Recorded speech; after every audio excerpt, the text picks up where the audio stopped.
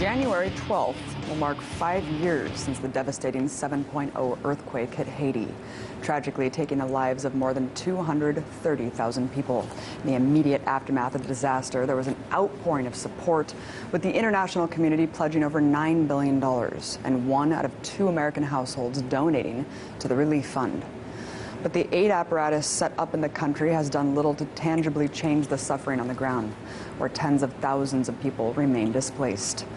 Earlier, I spoke to Jake Johnston, researcher for the Center of Economic Policy Research, who's traveled to Haiti multiple times to fact-find.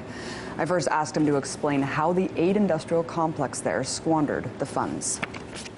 We actually rely most typically on third-party contractors. In the case of Haiti, USAID, the U.S.'s premier aid agency, they spent about $1.5 billion in the last 5 years. Less than a penny of every dollar actually went to a Haitian company or a Haitian organization. Over 50 cents of every dollar went to sort of beltway bandits, the firms located in D.C., Maryland, and Virginia.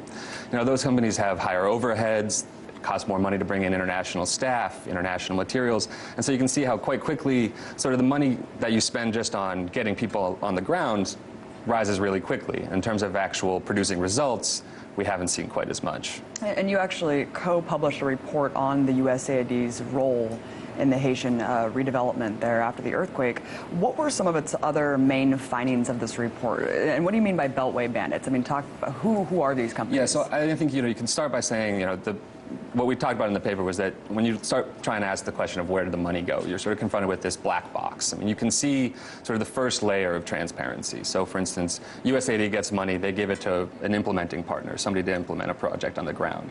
But then after that first step, what happens to the money? So they're giving it to a subcontractor, they're using cars, security, housing, and all this overhead, and then actually using some of the money to implement the projects. And we don't really see that. We don't see those detailed budget breakdowns. And when you ask for them, you don't get them. Personally, I've done a number of Freedom of Information Act requests for similar information, and it's all consistently redacted with any financial information. And so we're left sort of with this big question, where did the money go, and very little in terms of specifics to answer it. Of course, UN peacekeeping troops there dumped raw sewage into the waterways.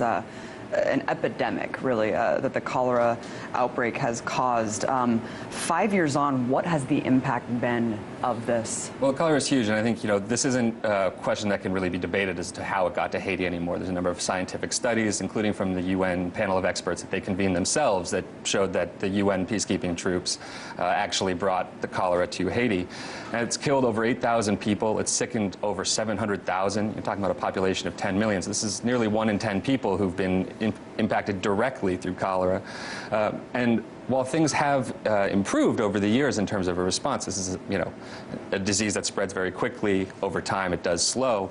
But we've seen increases whenever it rains. And so the international response has really fallen short. And I think it stems from the UN's own refusal to accept responsibility and to accept taking the lead in terms of this response and ponying up the money, as it'll cost billions of dollars to actually provide the sanitation and water infrastructure that's needed to eradicate the disease. Right. And I actually remember when I was in Haiti a couple of years ago, I remember the amount of breakdown that it would cost to keep UN peacekeeping troops there for a year was, I think, comparable to the amount that it would cost to infrastructure the entire country with safe potable water. Exactly. I mean, so the plan that's put forth by the Haitian government and their donors calls for about $2.2 billion in investments over 10 years.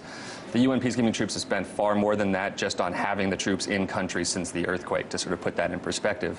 And there was a donor conference this past October. They raised only $50 million at that donor conference. And so if you look at the need in terms of, and then what actually exists now, the UN itself says it'll take over 40 years at the current rate to fund the plan. But this is a disease that is still killing people today. And in fact, just in the last couple of months, there's been a tremendous spike in the number of cases. Doctors Without Borders has warned about their facilities being overrun with patients. And yet you have this sort of breakdown between the UN saying that they're doing quite a bit to respond to the epidemic, but also trying to raise funds saying that it's an emergency. And without them taking that lead role and accepting their responsibility, it's unlikely to see that dynamic change. Right, it's so convoluted. It's like, why don't you stop absolving yourselves of responsibility and accountability? And what is that doing to the legitimacy of this organization? Well, I think that's an excellent point. And you talk about the UN in Haiti. This is a major player in Haiti, not just in terms of the peacekeeping troops, but also in terms of the response from the earthquake. The UN's, intricately involved in every aspect of the response. And when you have an institution lose this sort of credibility amongst a population, it clearly has impacts in terms of actually work on the ground in terms of the humanitarian response. And you can see, in Haiti now, the capital and other parts of the country are littered with graffiti saying, out MINUSTA, out UN, UN equals cholera. And so there really has become this crisis of legitimacy for the UN in Haiti. Absolutely, and not only the UN, but the entire leadership there. Of course, I want to transition to what's going on right now. You're going at a very interesting time. Last month, the Prime Minister was forced to resign after thousands of people, of Haitians, took to the street and protested the delayed elections. Discuss the state of Haiti's government and why the country might be left without a functioning government very soon. Yeah, so currently there is only 1/3 of the Senate in office. There haven't been elections in over 3 years. They've been delayed consistently.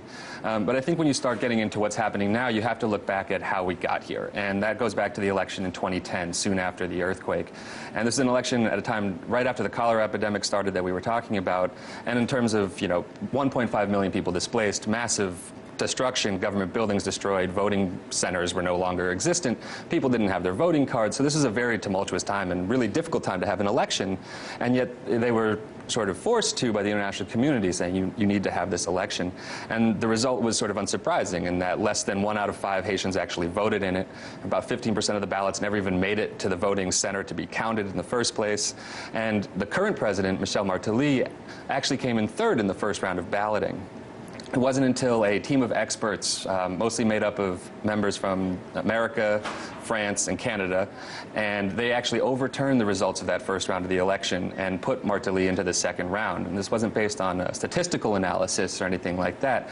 And so you have this crisis of legitimacy that really began in 2010 and has sort of evolved over the preceding 4 or 5 years.